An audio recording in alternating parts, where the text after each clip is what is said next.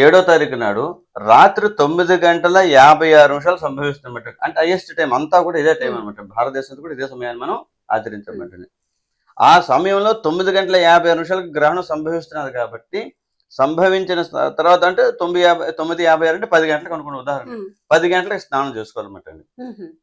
గ్రహణం పట్టకుండా స్నానం చేయకూడదు. గ్రహణం పట్టకుండా స్నానం చేయకూడదు.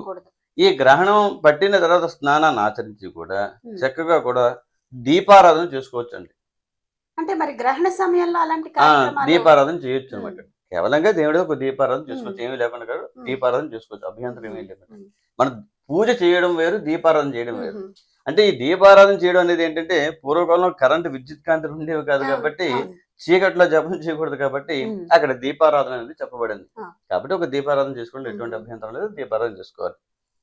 దీపారాధన చేసిన తర్వాత ప్రధానంగా కూడా ఎవరైతే మంత్రోపదేశం ఉన్నదో, ఎవరికైతే మంత్రోపదేశాలు ఉంటాయి, అంటే ప్రతి వ్యక్తి కూడా గురుముఖంగా కూడా మంత్రాలు జపించే తీసుకుంటుంటారు అండి.